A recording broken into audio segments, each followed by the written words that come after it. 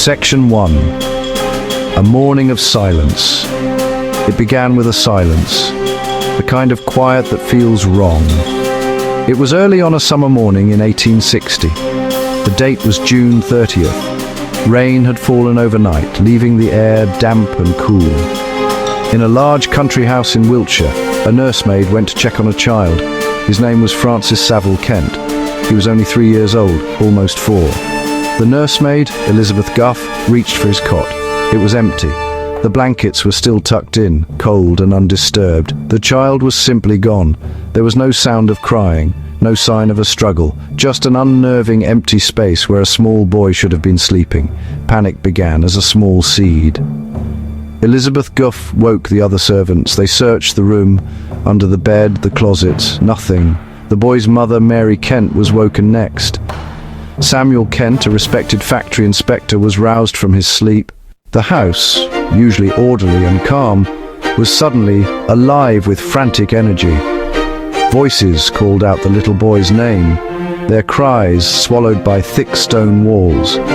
They checked room after room. The drawing room, the dining room laid for a breakfast no one would eat. Every corner searched, every cupboard opened. Dread grew with every passing minute. A child does not vanish from a locked house. Windows bolted, doors secure. It felt impossible, like something from a nightmare, not a real event on a peaceful English morning.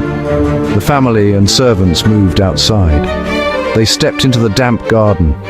The smell of wet earth and roses filled the air. They searched the grounds. Fine shoes and work boots alike sank into soft soil.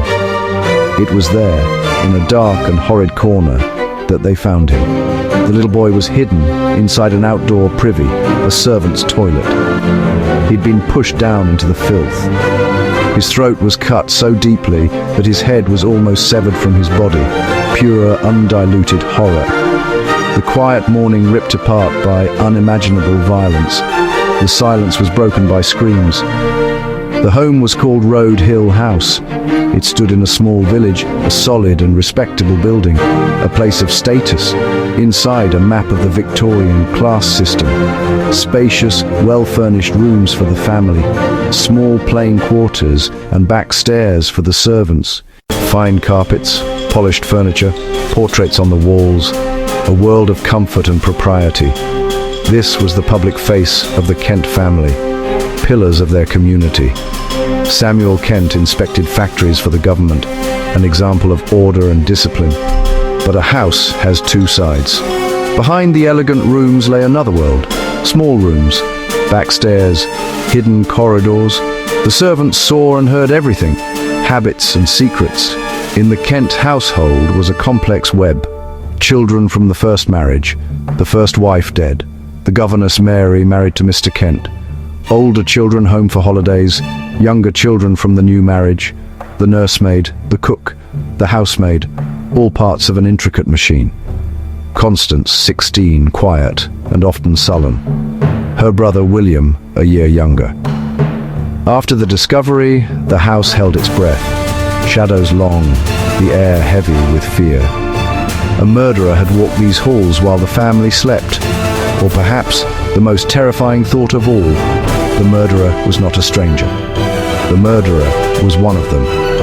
The enemy already inside the walls. The household became a prison of suspicion. News of the murder spread like a virus, from the village of Road to nearby towns via telegraph and the penny press, to the entire country. Victorian England was obsessed with crime. Newspapers printed every lurid detail, the house, the family, the clues. The murder at Road Hill House became a national sensation, a dark, thrilling drama in real life. The local police arrived, country constables, intimidated by status, out of their depth. They treated Mr. Kent with deference, listened to family theories, and blundered the scene, trampling potential evidence, failing to secure the house. Suspicion fell on Elizabeth Guff. A servant, perhaps resentful or careless, was the easiest explanation. They arrested her, but with no motive, no real evidence, and genuine terror in her alarm, she was released a week later, Public outrage grew. How could a child be murdered in his bed with no one brought to justice? The early investigation was a catalogue of errors. Superintendent Foley agreed with Kent, who steered the story toward an outside intruder. The police searched for an intruder who was never there and allowed servants to clean, washing away clues. A blood-stained nightdress surfaced but was mishandled and dismissed. The laundry list showed one nightdress unaccounted for, Constance Kent's. Her answers were vague. The police didn't press. Servants contradicted each other, terrified of police and of Mr. Kent, on whom their jobs and homes depended. They hinted at arguments and resentments, but no one spoke plainly. A wall of silence protected the family. While the country debated, the trail went cold. The scene contaminated, witnesses confused. The locals had failed completely. The mystery deepened. A new approach was needed. The Home Office sent one of the first professional detectives, Jonathan Witcher, famous, respected, sharp, quiet, relentless. Not a local Bobby, but a cool, methodical mind, unimpressed by status. To Witcher, everyone was a suspect. He re-examined everything. Houses clues, distances measured, timetables studied, geography mapped, no break-in, doors and windows secured. The dog hadn't barked. The killer was inside the household. Witcher's questions were precise, cutting away layers of lies. He listened to whispers, studied the unhappy family dynamic. The older children resented Mary, the stepmother. They had loved their first mother. Constance had run away, cut her hair, dressed as a boy. More than girlish fantasy, a fierce, troubled will. Witcher focused on the missing nightdress, likely blood-stained, hidden or destroyed. He believed Constance took the child, carried him downstairs and killed him, perhaps with help from William. He reconstructed the crime and presented it, the missing nightdress, as the key. He was certain Constance Kent, 16, a respectable girl, was a calculating murderer. He had her arrested. The news was a bombshell in a case already full of shocks. The arrest caused a national uproar. Could a young lady be capable of such brutality? It defied the Victorian ideal. Some, like Charles Dickens, defended Witcher. Others accused him of persecuting an innocent girl. Constance appeared calm, pale, unreadable. Witcher laid out tensions, jealousy, the missing nightdress. But it was all circumstantial. No direct evidence, no witnesses, no weapon, no nightdress. The family rallied. The public turned. The case collapsed. Constance was released. Witcher's reputation tattered. Years passed. The family left the house. Constance did not marry. She entered a convent. Then, in 1865, she left the convent and made a full confession. She admitted she alone had murdered her brother, using a razor from her father's dressing case. She waited until all slept, took him from his cot, carried him downstairs to the privy. She hid her blood-stained nightdress, then destroyed it.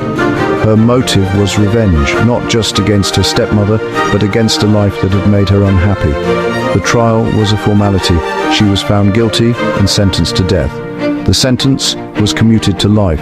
She served 20 years and was released in 1885. She changed her name and vanished into obscurity. A simple wooden cross marks the memory. Constance Kent's confession seemed to solve the puzzle. Case closed, detective vindicated. But was it that simple? Historians still see shadows of doubt. She insisted she acted alone, yet some details remain hard to believe. Witcher suspected William had helped. Was her confession an act of protection? Was she shielding a brother who shared her resentment of their father's new family? By taking blame, Constance closed the case and spared her family future scrutiny. The case forced Victorians to face darkness within the family, passion, jealousy and violence behind respectable walls. It reshaped policing. Local failure, contrasted with Witcher's methods, helped build Scotland Yard's reputation. The lone brilliant detective became a public hero, proof of evidence-based investigation. The house still stands renamed. Its story is part of English folklore. Truth is slippery. A confession may not be the whole story. A conviction may not answer all questions. The case of Constance Kent leaves a haunting thought. We have an answer, but is a confession, given 5 years after the fact, the same as absolute truth?